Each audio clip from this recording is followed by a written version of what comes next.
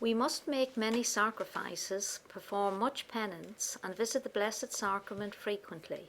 But first we must lead good lives. If we do not, a chastisement will befall us. The cup is already filling up, and if we do not change, a very great chastisement will come upon us. The words and the message from Our Lady of Mount Carmel of Garabandal, October the 18th, 1961.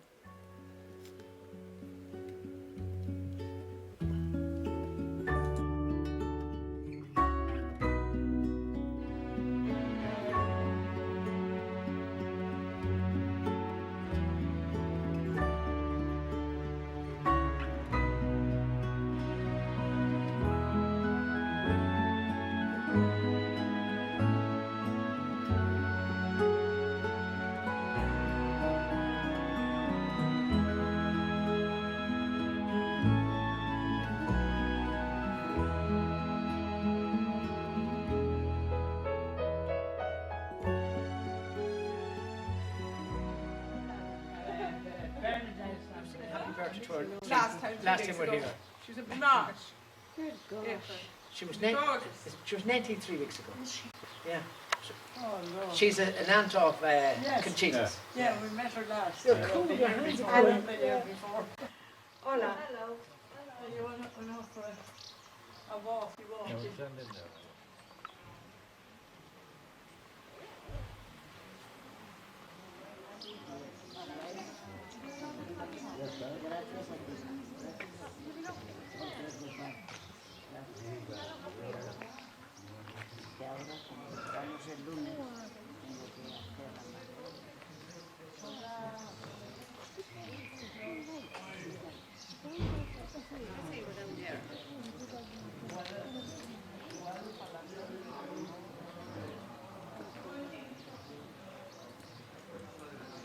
Carmen Gonzalez, known to many as Carmina, passed away on Sunday, February the 8th, 2015. She was 95 years old.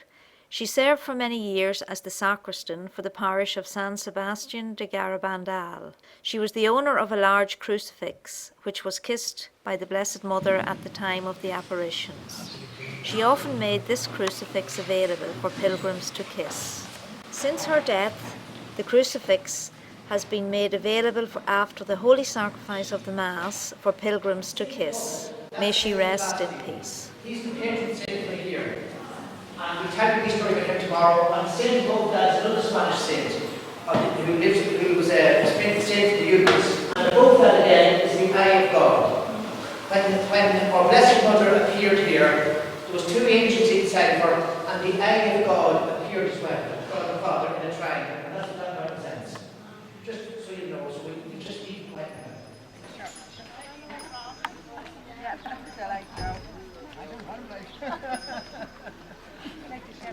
All the animals wear bells around here. You can hear them. Yeah. And each farmer has a different bell, a different sound. That's how you know them. God. Yeah. Ready to rock and roll.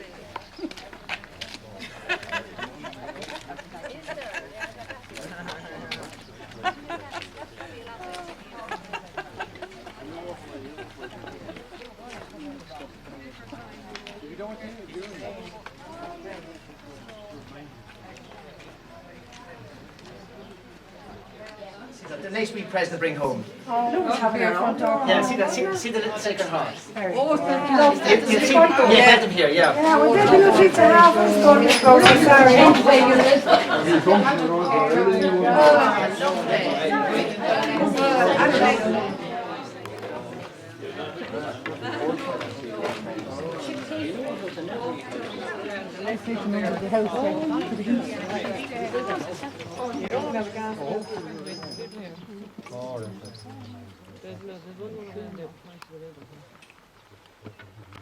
One part of the house belonged to somebody else, and this part was the old schoolhouse, and all the trees were here in the front.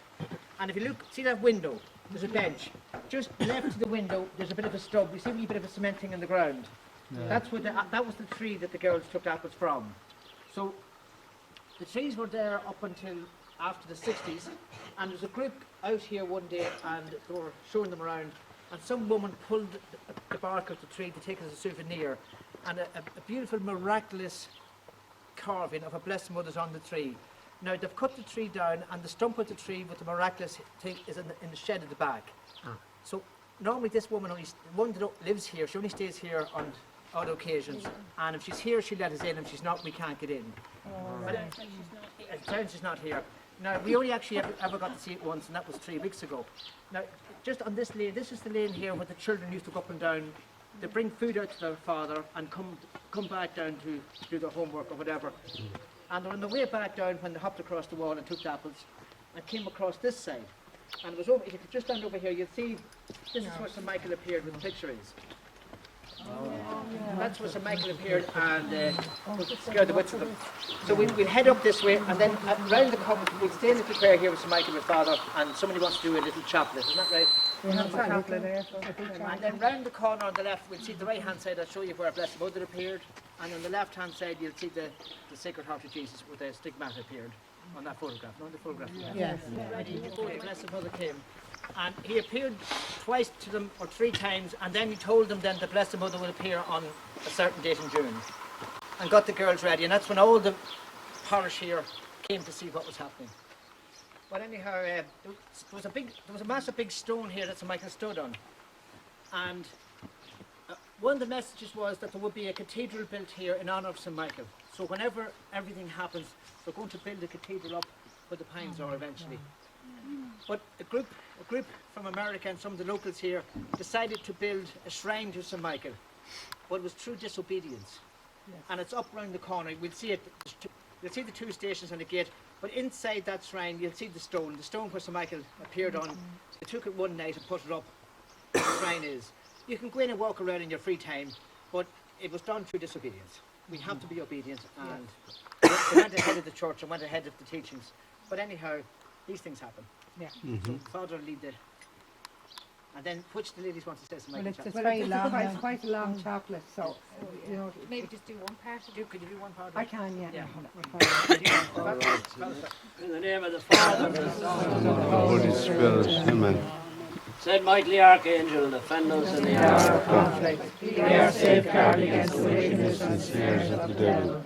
May God restrain him whom we pray. And the Lord Prince of the heavenly host, by the power of God, cast Satan down to hell. And when all the evil spirits who wander the world, seek in the ruins of their souls. Amen. Okay, the St. Michael chapel, we'll just do the start of it, maybe just the end of it. Okay. And anyone who, for the rest of the pilgrimage we're on, if they'd like to come up and do it, I'll give it to them, I'll come with them. O God, come to my assistance. O Lord, make haste to help us. Glory be to the Father, and to the Son, and to the Holy Spirit. As was in the beginning, is now, and ever shall be, world without end. Amen. Now, there's just 4 Our Fathers in this, and the first Our Father is in honour of St. Michael. Our Father, who art in heaven, hallowed be thy name. Thy kingdom come, thy will be done on earth as it is in heaven. Give us this day our daily bread, and forgive us our trespasses, as we forgive those who trespass against us. And lead us not into temptation, but deliver us from evil. And the next Our Father is in honour of St. Gabriel. Our Father, who art in heaven, hallowed be thy name. Thy kingdom come, thy will be done on earth as it is in heaven. Give us this day our daily bread, and forgive us our trespasses, as we forgive those who trespass against us. And lead us not into temptation, but deliver us from evil. Amen. And the next Our Father is in honour of St. Raphael. Our Father, who art in heaven, hallowed be thy name. Thy kingdom come, thy will be done on earth as it is in heaven. Give us this day our daily bread, and forgive us our trespasses, as we forgive those who trespass against us. And lead us not into temptation, but deliver us from evil. Amen. And the last Our Father is in honour of our guardian angel. Our Father, who art in heaven, hallowed be thy name. Thy kingdom come, thy will be done on earth as it is in heaven. Give us this day our daily bread, and forgive us our trespasses, as we forgive those who trespass against us. And lead us not into temptation, but deliver us from evil. Amen. Glory be to the Father, and to the Son, and to the Holy Spirit, as it was in the beginning, is now, and shall be, world without end. Amen. Now, when a Blessed Mother taught the girls how to pray, the different stations, whenever they would say the Glory be, a Blessed Mother would always bow her head, keep her head down in reverence to God the Father, Son and Holy Spirit. Very interesting. Now just behind you, you see the statue on the wall, and you see the shape of the oak above it, the shape of the, what do you call it, the shell, the scallop. When St. James and his followers came here, whenever they went to the water, the sea, they thought they were at the end of the world. They didn't realise there was anything else beyond that. So they bring back a shell to prove that they were at the end of the world. And they used to put these different shells at the different locations to let people know. And that's how the Camino started. They used that symbol for the Camino walk because St. James and his apostles were one of the first ones to start to walk on the Camino walk. And that's the shape of the shell around here. And you see it all over Spain, these Camino walks. This would have been one of the original Camino walks, but it's not recognised on the walks where you get your card stamped, because St. James and all his followers would have went up this road. This was all owned by the Romans, so they went up. They would have used and stepped way up here in the mountains, and that's how one of the mountains is called the Holy Mountain, and that's where they carved all the carvings over the generations, and then eventually people started settling here. So there is a great tradition, and as I said, the Rosary has been said every night for 500 years. 500 years. We go to visit her tomorrow, and she rings the bell, usually around 8 o'clock, and people go up, say the Rosary, and that's it. Church closes. And we'll pray for people, and pray for, and if anyone's sick, and holy souls and all that. Great devout people. So the next stop now is where Blessed Mother appeared. It happened here in the, I think it was the 4th of June, I forget the date, but this is St. Michael said that our Blessed Mother would appear, so the girls were here, and a lot of the visions, a lot of the parish was here, and just above the tree, our Blessed Mother appeared with an angel each side of her. Now they didn't realise it was St. Michael who appeared to them first, it was afterwards. So he was there, and they think it was St. Raphael or Gabriel, and then above that again was the God the Father, the Eye of God, the Eye of God. What date was it? 2nd of July. It's on it here, 2nd July, sorry. Yeah, because St. Michael appeared in June, for the last week in June, and then he told them 2nd July, a Blessed Mother would come. So it was later on then she gave the message for people to come back and pray, visit the Blessed Sacrament often, and do many penance. And no one listened. And those messages were for nowadays. Yes. We'll talk about tomorrow the second message she gave. Do you want to say the prayer for me? We say the Memorare. Yes. Remember, O most gracious Virgin Mary, that never was it known that anyone could fetch thy protection, nor thy help or sought thy intercession, unaided. Inspired by this confidence, I fly unto thee, Virgin of Virgins, my Mother. To thee do we come, before thee we stand, sinful and sorrowful. O Mother of the Word incarnate, despise our petitions, but in your clemency hear and answer us. Amen. Ave, Ave, Ave Maria. Ave, Ave, Ave Maria. Our next stop is the statue around the corner of the... This picture of the life-size statue of the Sacred Heart of Jesus was taken in April 2015 by a pilgrim on his way to the Pines. Later on the same day, he took another picture. It shows the statue bleeding from the hands and the heart.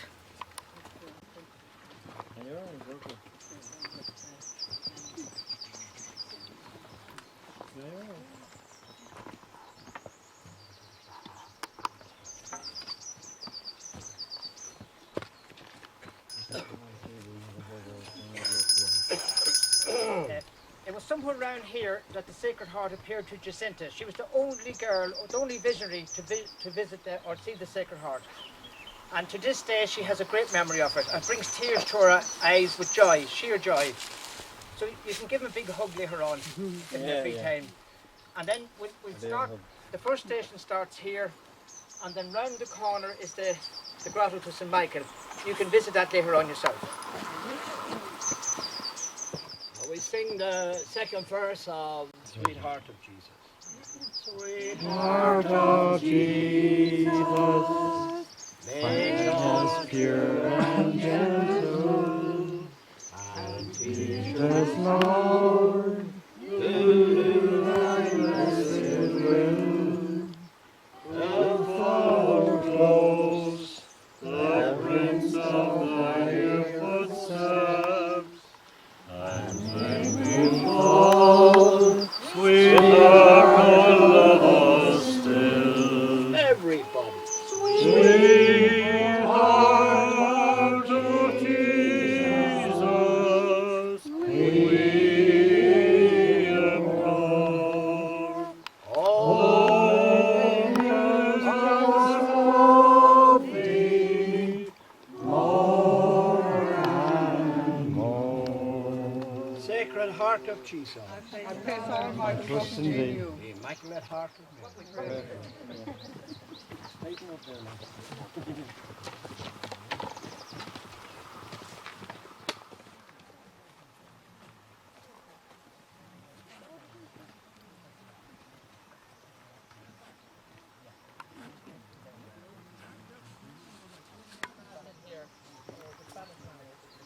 you look in on the right hand side, with the high roof is, you see the rock, and there's a little stick with a plaque over it. And that's the rock that St. Michael stood on. This little one on the right has reappeared. And that's just damaged a minute. They reckon it's to symbolise the church will go through a bad time. Oh my God. That's where Blessed Mother appeared, and that's where St. Michael often appeared at the other tree. So we can remain silent and spend time and be back down for one. Otherwise we Stood don't. upon the hill above the village, and gazed down on the valley there below, and wondered why she chose 6 little children to tell the world to pray and let us know that peace we all could have. Just stop and pray for it, to her give all our troubles and our cares. And she will ask her Son to bless and keep us in the hollow of his hand, for love is there. Ave, Ave, Ave, Ave Maria. Look down upon your children in this world. Ave, Ave, Ave, Ave Maria. Lead us into the presence of the Lord.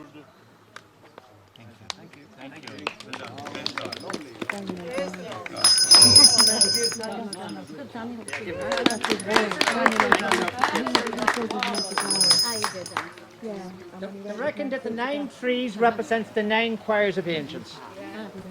Don't ask me to name them. That's all I'm telling But you. that's the chaplet we do, is the 9 choirs of angels. Oh, lovely. To the St. Michael, that's where I have.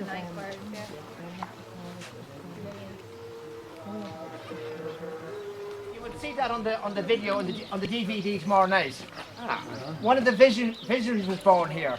No, Mary Cruz. Mary Cruz. And what was her mission? She'd pray for priests, no? No, that was Mary Lowley. Mary Lowley, pray for priests. Mary, just stand here a second, we'll all be at the funeral. Very kind of you.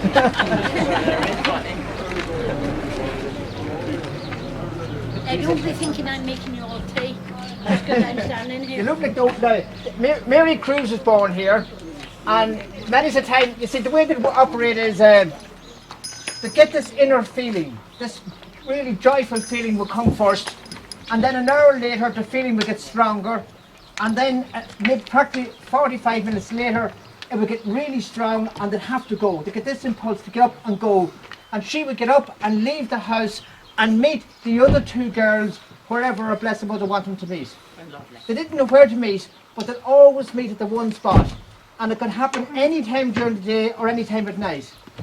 And then the Blessed Mother would take them round the houses or different places.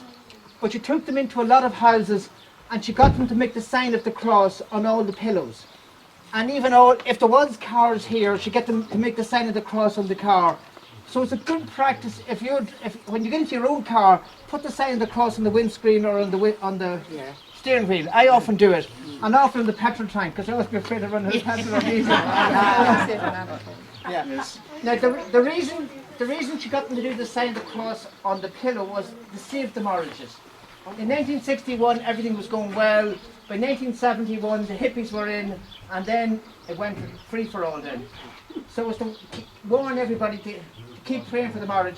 Now on this balcony, you'll see it on the DVD, the mother of Mary Cruz, she's out and see the clothesline.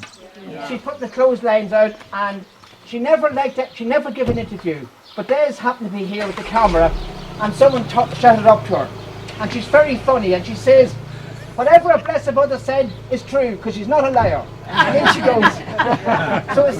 We were fortunate enough that day there was an American was here, and one of them was his interpreter. Yeah. So I had to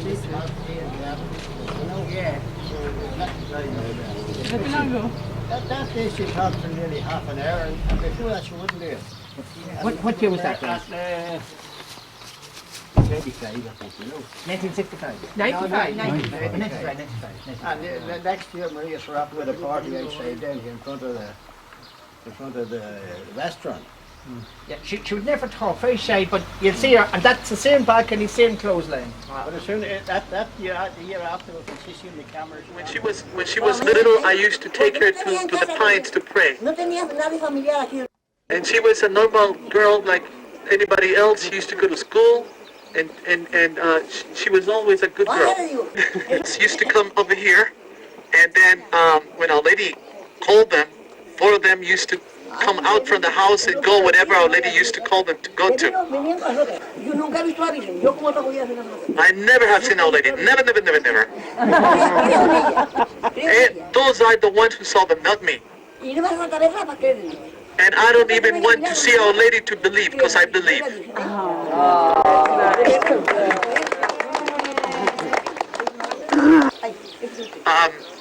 Our Lady exists. If Our Lady comes, and Our Lady, when she comes to make miracles, because she's here.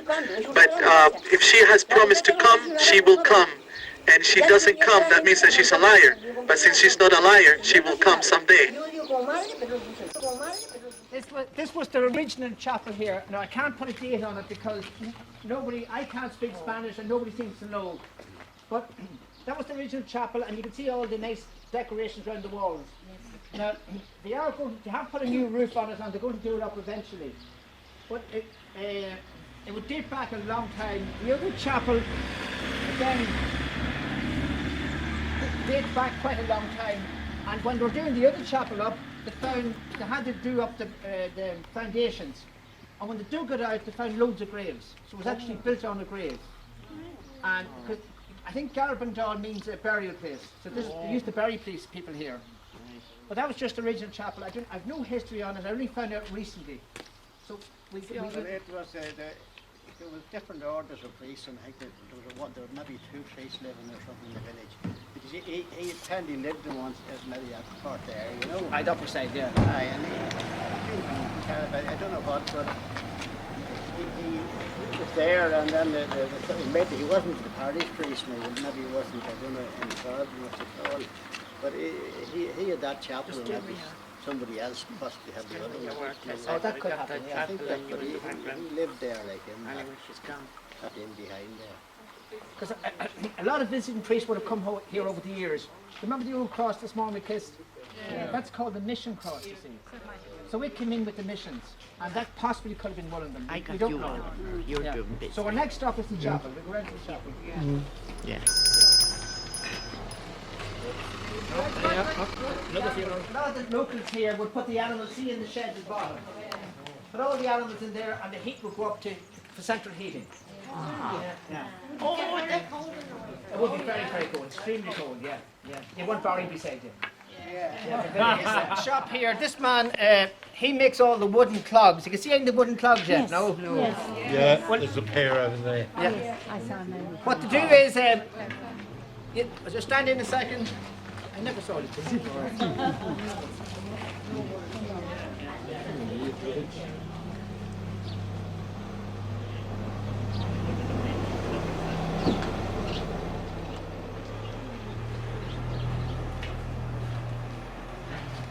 Now, this local man, he makes all the wooden articles, wooden plates, wooden vessels, and wooden clogs. And they wear the big clogs, they put the clogs over their shoes. Oh, yeah.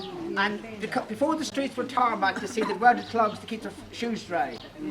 They're massive big pair of clogs. It's even tomorrow, or their feet dry. And because today is Sunday, they're not really, a lot of places aren't open. Yes. Next up. He's probably in the pub. He's in there. I have no dates on the chapel, I have no idea. All I do know is, remember the two saints I was talking about? Yes. On the tabernacle is the pelican, and then the one above that is Saint Sebastian.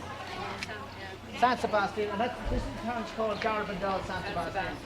Now he was a Spanish saint in the 1100s. I have no handout, I forgot it. This car coming this way. Stand in again. All I can tell you about San Sebastian, he was he worked. He was an army man, and he worked with the local headman. He was a security guard for him. But every chance he got, he promoted Christianity. And when they heard that, they took him out and they shot arrows at him. That's why he's half naked and you can see all the wee dots in him. And all the archers were told to execute him, so they all hit him with maybe 20 arrows. But it turned out he didn't die.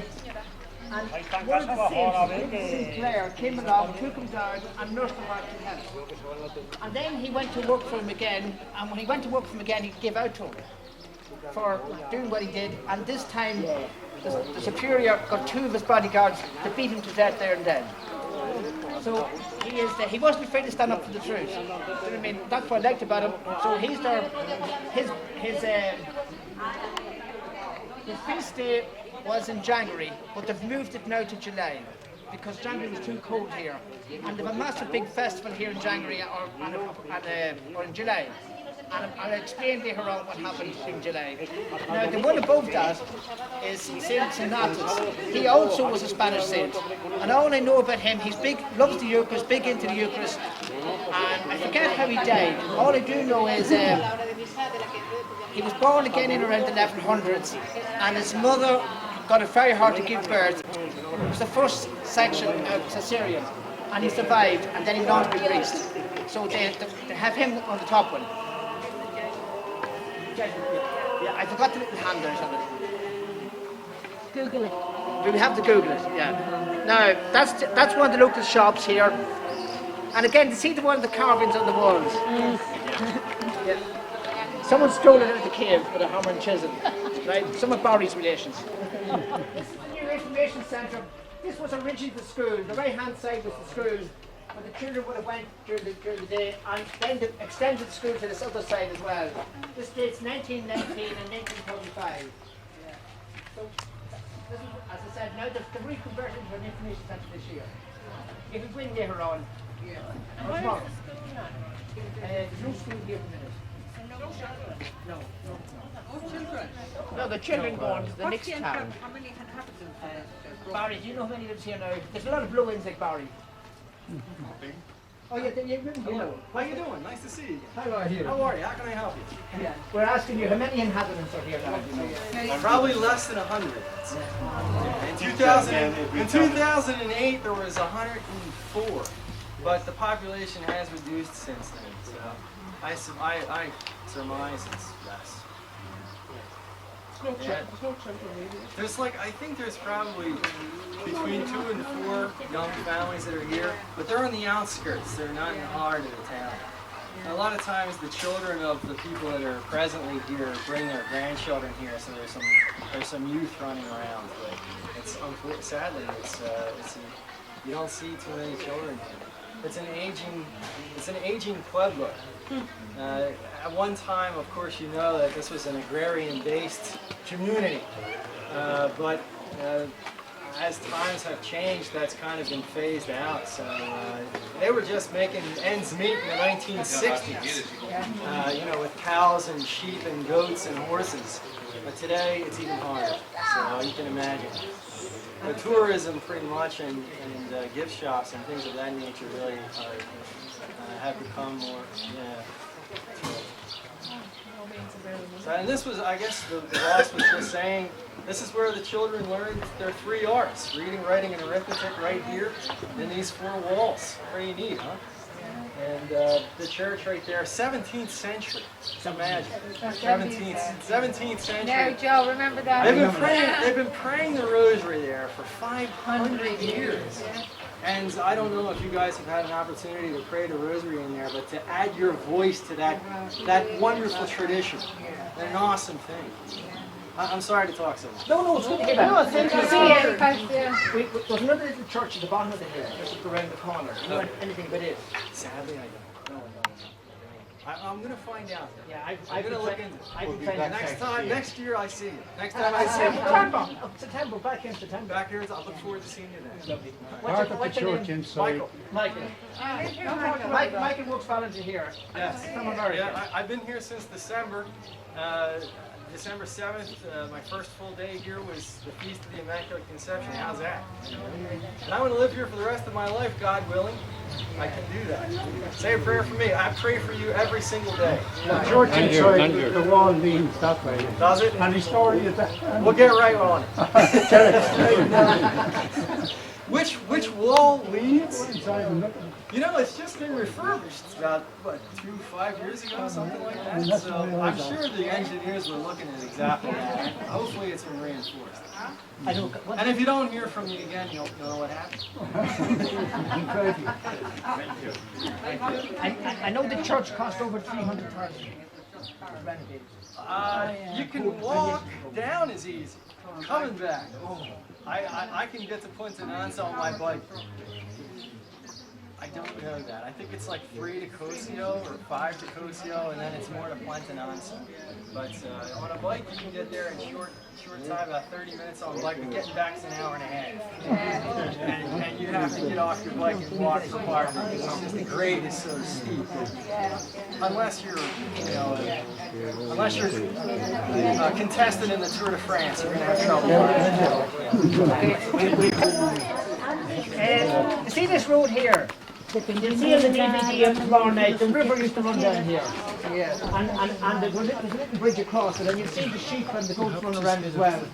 And when the girls was into ecstasy, they'd always look up at the Blessed Mother, and she'd guide them to the church, and sometimes they'd run back.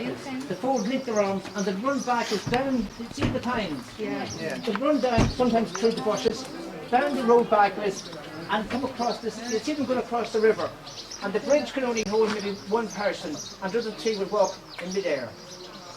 And even when they go into ecstasy, they could be up the ground, maybe 2 or 3 feet. In total ecstasy, it was unreal, and the meet outside the church door there, often. The next stop is just up at the corner here. Otra está aquí abajo y otra está por ahí adelante. Aquí todo para abajo. Por ahí para abajo. It's a little run on top. This is how we do the washing. This is the washing already. Yeah. It's the Gossel Corner. Yeah. It is free. Here's where all the local ladies used to meet and do the washing. You can see the wash baskets. Or washboard, sorry. And they'd have all the gossip then. You could talk away and pray away and get all the news. There's no radio stations. But it's still, they still use it in odd time. You can have a bath in it later if you feel a bit more. Yes. Fresh water. It's a washing of the clothes. All the locals used to meet. Washboard. Simple, wasn't it?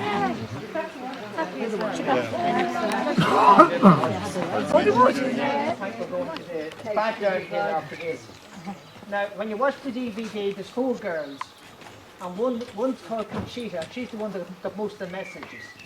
And her brother owned that house. See the clothes are on the line. A brother owned that house, and he owned this one here. He built this one here new. He did it up, and it was turned into a B&B. Now, what was his name, Des? Saraffin's his name. You've seen him on the DVD. Sarafin. Now, Sarafin was an older than Conchita, and he looked after her during the operation. He sort of looked after her because when they go into ecstasy, people were sticking pins and needles and all into them to see whether was this really happening, and they could feel nothing. And when they'd run down backwards, he'd try to keep up with her to look after her. But anyhow, when the operation's all finished and people stopped coming, Sarafin got, like most Irish people, he got very complacent. He stopped going to confessions. Now he always went to mass, but as we know, the sacrament of confession is so important. So he stopped going for 27 years. 27 years, and during the Conchita lived in Fatima, and she went to Fatima for the celebrations of 2000, and she rang him, and she said, "Would you come to visit me?" So he went to Fatima to visit his sister, and when she got him there, she says, "Will you please go to confessions? I know you're not going, please go." But she must have found out from him. She didn't know it. Yeah. So, you know the women, they've good persuasion. They got him to go to confessions. He made a good, well, he obviously made a good confession, 27 years. 2 weeks there, he died of a heart attack. Oh. So, that's why we're having the confessions tomorrow, you see. Give you 2 weeks. 2 weeks notice. Yes. 2 weeks notice, so when you get home, you won't be dying here. So it just shows you, we all can get complacent. We think we're going to live forever, and suddenly the Lord can decide your time's up. We do. Live forever. Yeah. It depends on your Only soul. your body dies. It depends on your soul. Your soul goes forever. It depends Where it goes. where it goes. Do you want to live with the Lord or live down below? Yeah. So you weren't here this morning. This is what they see the whites. See the lane. See the thing of the picture on the laneway. Yeah. See the people that's walking down there. Yes, yes. Yeah, that's what St Michael appeared to the girls. That's it. Yeah, the girls robbed the apples from this place here and laying across the wall. Yes, I see that. That's very good. And we Just over there was where the apple tree was. It started to die, so the people who own this property cut it off, and it's inside the castle there. it's inside the back shed, but we can't get in. We tried to get in this morning. Yeah, that's it. Yeah. So that's what the. And that's what the apple tree was, the children's store. Yeah. This lady wasn't here this No, I know that. No, Yeah. that's it. And they got an awful shock when they took the apples down. They were sitting on behind the wall, and they got an awful. This wind started coming. They got a real guilty conscience, and suddenly the angel appeared just where the sign is, and they got some shock. That's the angel. St Michael, Yes, yeah. Well, thank you very much. Oh, that's great. Yeah, thank you. Now we just darted back down the hill, left and right. No. It's not that bad. That's the other shop, and it's owned by two. It was two Dutchmen moved here many years ago and loved this place and stayed. So one of the men died last year. So if the shop's not open, you can knock the door. He lives up above it, but see it open now. Now you see the stone house. Yeah. Father Fitzgerald, is it Michael Fitzgerald? Yeah, from Cork. He owns it now at the moment, and a lot of Cork people come out and stay here. But during the during the war, when the persecution of the Catholic Church and the priests, a lot of people here had to hide all the sacred vestments and chalices and that, because there was an upheaval in the Spanish Civil War, during the Spanish Civil War, and in that particular house was a drawer, and they had a table, and they had a secret drawer underneath where they kept a lot of the hosts and stuff during the Civil War, and the same with that beautiful cross we had this morning. It was hid as well, and a lot of stuff was hid, and when a Blessed Mother came, she could tell the girls where the things were. Yeah. So now we just go down and we stop down at this next White House, and we'll show you where the second girl lives. Behind us, this is Mary Lowley grew up here. Yeah, this one here. She's dead now. She died there. How long she dead? 2 years, is it? 3 years. Now Mary Lowley is a sister of the girl that we're staying with. You know Saris? Yeah, she was a sister of Saris. And you see that big house up there, Amelia's? Yeah. That's another sister. What happened was, we were here 3 weeks ago, and the Americans were staying where we were. So 17 of the group stayed there, and 20 that stayed up there. Again, when they went to ecstasy, they got 3 callings, and she would run out from this door, and you'd have the other girl run out from the other door, and they could meet here or meet anywhere. Now, she actually was born in the stable. There was a stable over here, and I don't know, was it it's done up since, was it a place that, for people, for birth, obviously it was. Yeah. The maternity hospital. Yeah.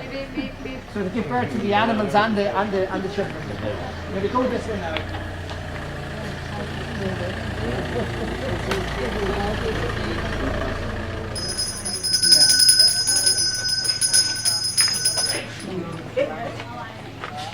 The stable I was telling you about, the maternity unit, was somewhere along here.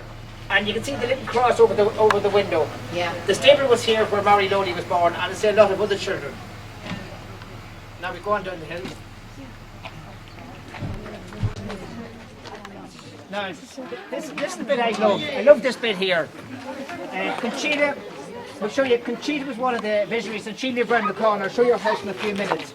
But her aunt lives here. That's the old lady I was talking to. And her aunt is 90. And she hasn't a great sight, but anyhow, she can't speak any English. But remember I was telling the story about the priest that came and I didn't believe. Yes. Yeah. It was in this house he stayed.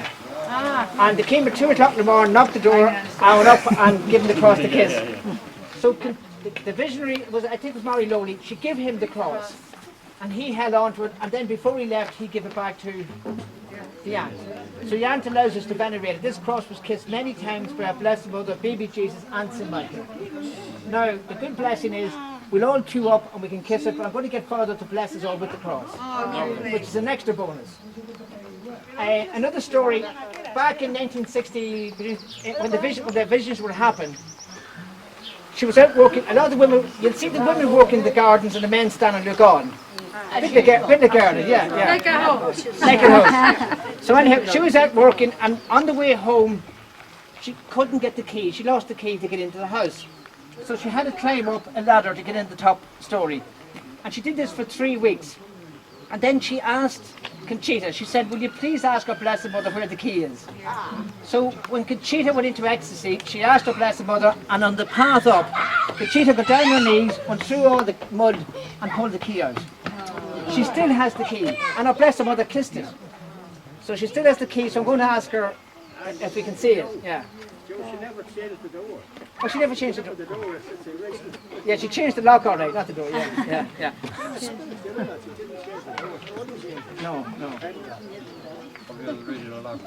Yeah, but I know the key. There's a bit of the key. There's a big old key. Yeah. And we were asking her the last week.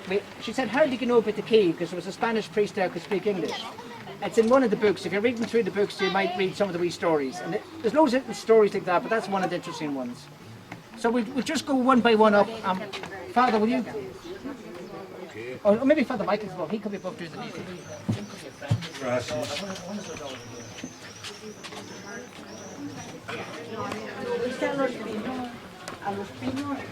No, too much.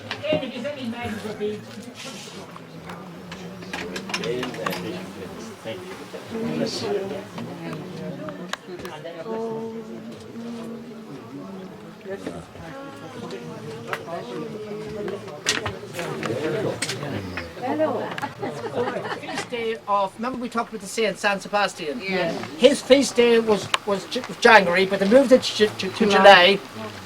And Conchita was at Mass that day. And in those days, you had to be obedient, not like now. If you received once, that was it. You couldn't receive a second time. And St. Michael was supposed to come that evening with the host and place it on her tongue. But because she had received, it didn't happen until 1:30 that night. After that. And a lot of people had left. Now, when the miracle happened, it's only round the corner, and I'll show you now in a few minutes. Right, David? Now, when St. Michael often appeared to the girls, and his role was to tell them that Blessed Mother was coming, and he also taught them all how to receive the Eucharist properly. And he used to use unconsecrated hosts. And he showed them how to receive with reverence. None of this walking up and put your hand out like we do now. So anyhow, when they asked for a miracle, he said that on the 18th of July, that they would have a miracle, and the people would actually see the host being placed on their tongue. So after the girls got used to receiving reverently, he would often give them communion, and you'd often see you'll see it on the picture Monday night. They'd put their tongue out, but you could see nothing. But then he said that everybody would have witnessed the Eucharist going on their tongue on the 18th. So thousands gathered, but because she had went to Mass that morning and received, it didn't happen till 1:30, 2 o'clock that night. So there was a handful of people about, and there was two men. One man had all this fantastic cine cameras. Remember the old cine cameras? He had all the equipment, lights and all. When the miracle happened, he went into ecstasy. He started crying. He got a vision of his soul. And he thought like us all, he was living his life right, he was a holy man, but he was going to Mass, but he wasn't living by the sacraments. He wasn't going to confessions, doing extra work, going to adoration. Oh, here we are. Yeah, mind your toes is right. If you've got big feet, you've lost it.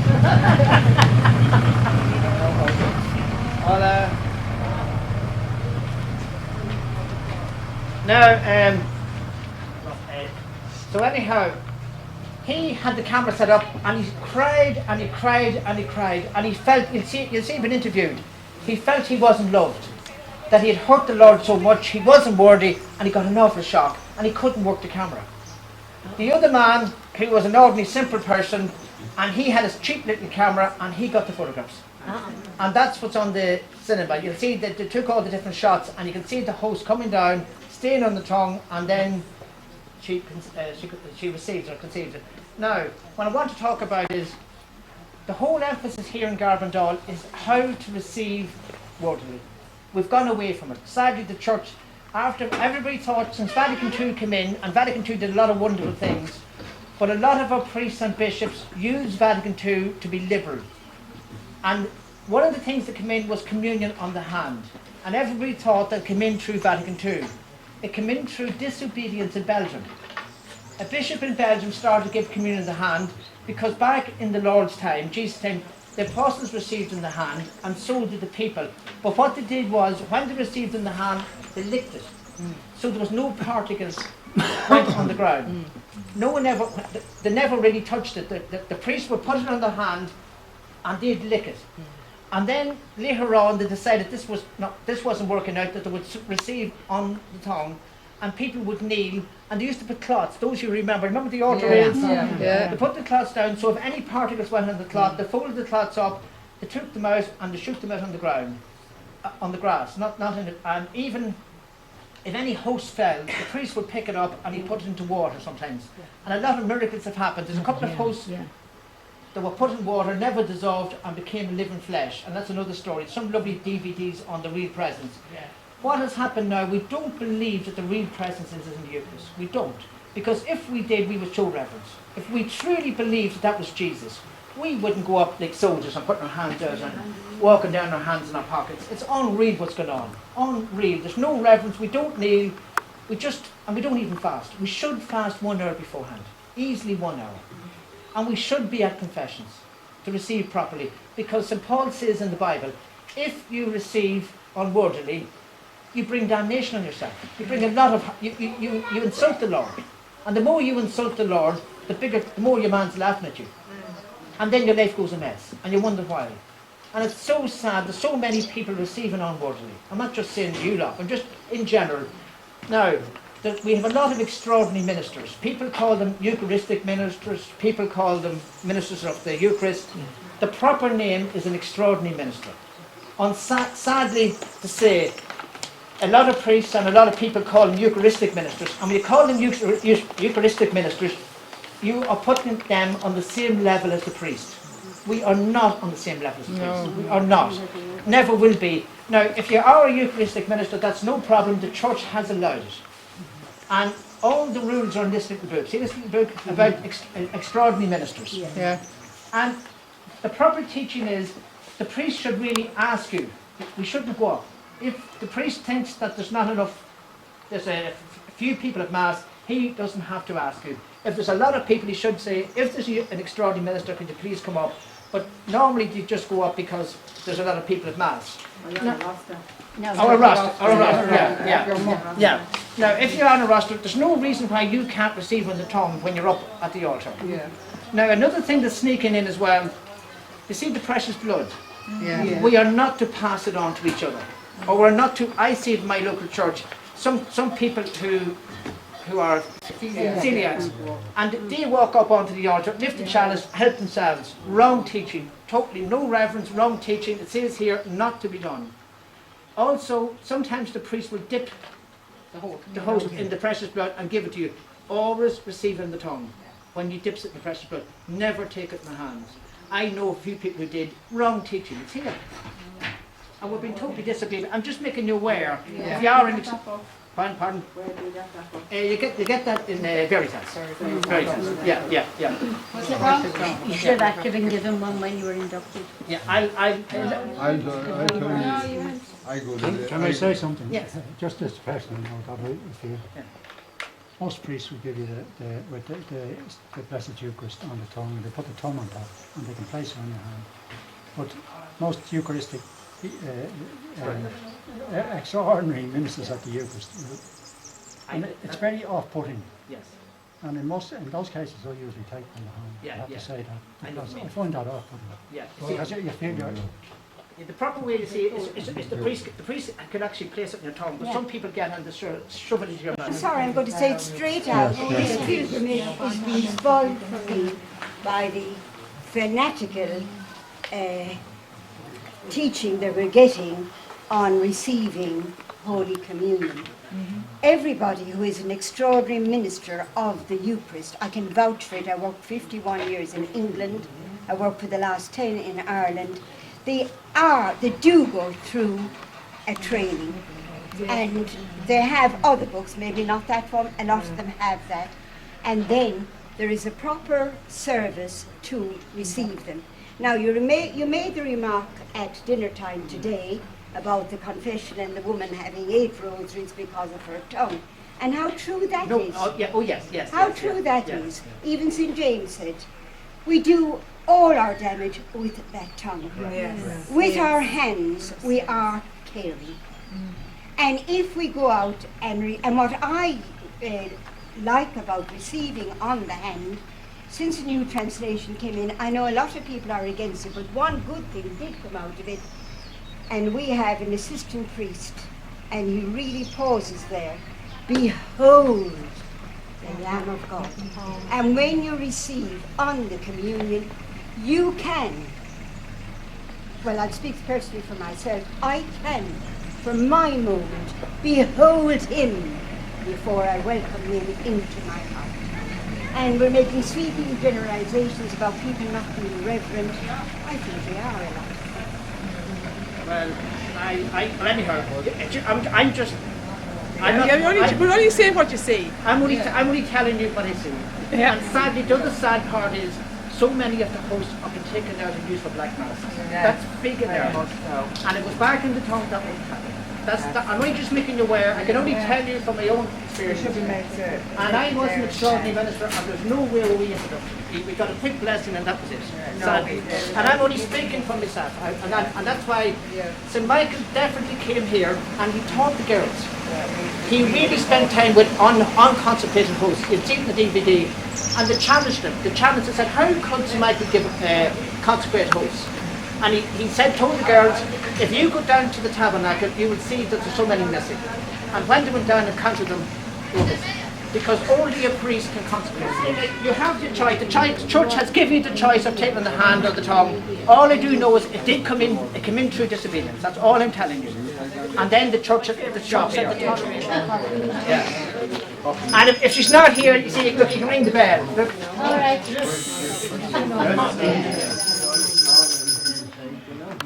Lose the rest of the gang. In the shop.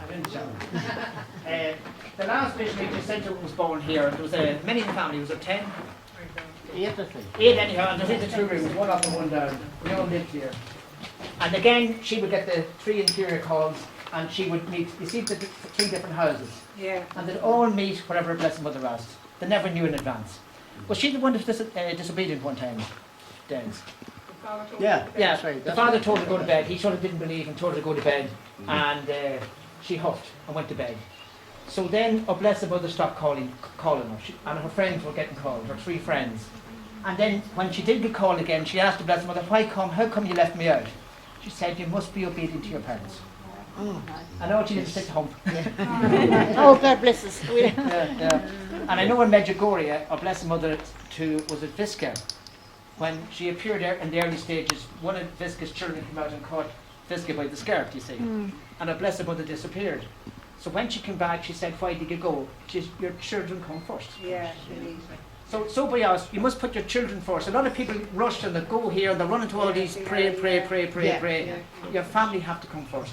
And then you pray. A lot of people get the balance wrong. And they think because they run into all these things that they're going to be very holy and very holy families, but they're doing it the wrong way around. So there's a nice lesson here and a nice lesson in Medjugorje. Now, I didn't mean to upset that poor lady with the communion, but just saying to you, take it. It's your own personal way what you receive, but it is important to be sure the reference. I just am saying, this is what, like, I mean, if you go home, Joe, without giving the proper message for here in Garabandal is to receive, Holy Eucharist with reverence. And that's the best way to do it. This is the only way to do it with reference is to name, if possible, and to take it in your tongue. That is the message. I mean, this is the message of Garabandal. So if we don't give that message, we're going home without the message. And that's on the leader too. And it's also one of the messages in Medjugorje as well, in the early days. So like it's not something. I thought Don't be annoyed. You have to give them a message. I mean, people are not going to accept your message. But you only give it what our lady said. And then I'm passionate about it as well. Yeah, I might just do. Yeah, and if we had proper reverence for the Eucharist, really reverence that we went into the church, we didn't talk, we went to Mass on time, and we believed that Jesus was going to come. No sickness. The whole lives would change. Lives would change. People would watch you and say, well... Like I told you, this came to me and asked me, why do I receive in the tongue? And when I explained to him then, he started to receive. And now his children are receiving in the tongue. That's how it works. They set an example. I don't go home and dictate to everybody or give out. I do it here because I have to do it. I feel passionate. That's my job. Well, what was the reason you gave him, like?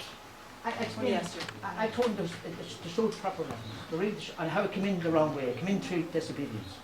And when something comes in through disobedience, it goes round the world like wildfire. And the Vatican, the priest did go to the Pope, and the Pope then didn't know what to do. He was actually going to banish the priest who allowed it in Belgium.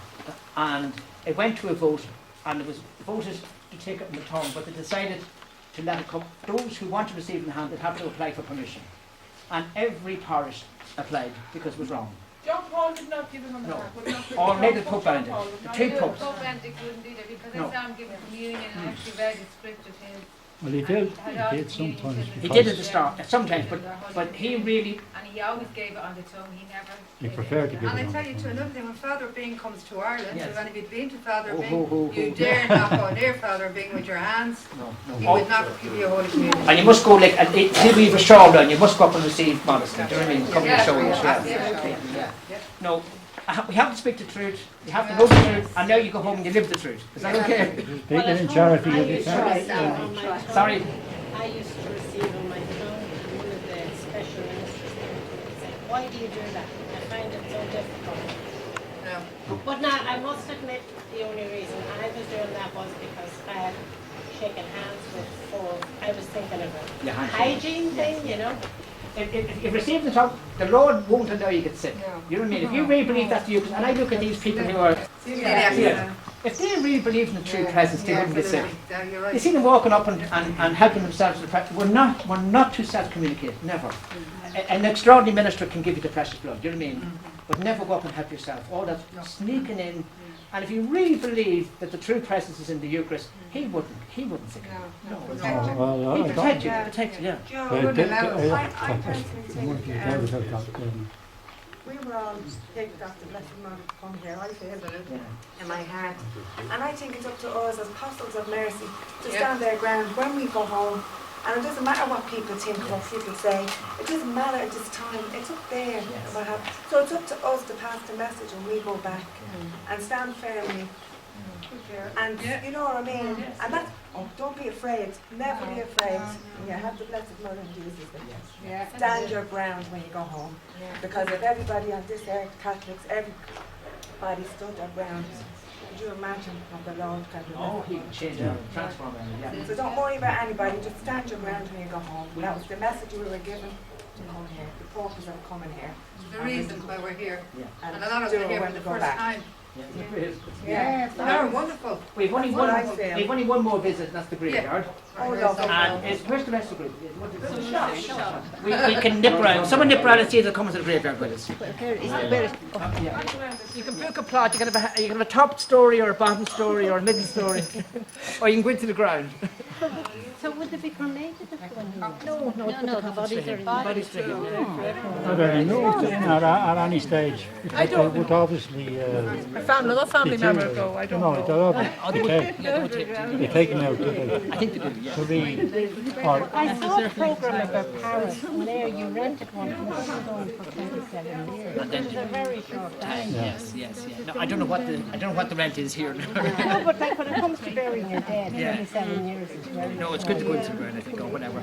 Now, I do know our Blessed Mother, she often took the girls over here at night. Often. Even at night, during the day, every opportunity she got, she took the girls over here to pray for the holy souls.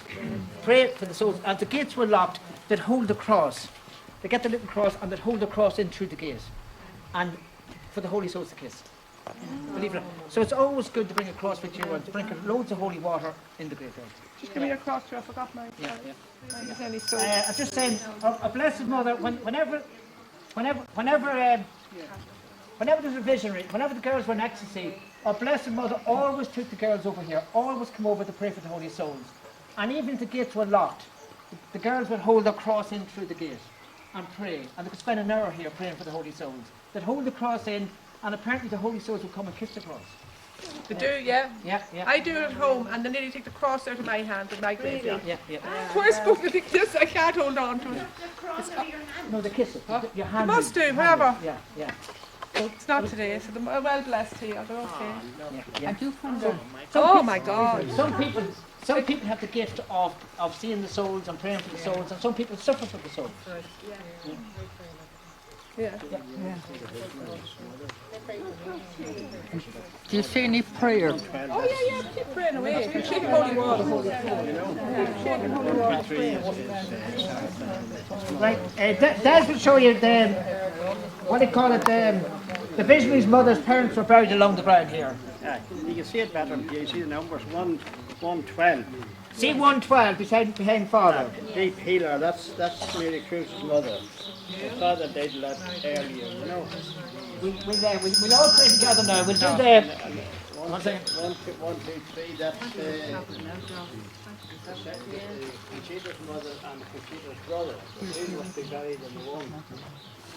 And look at the very end here, 1, 4, 3, that's Mary Cruz's. All right.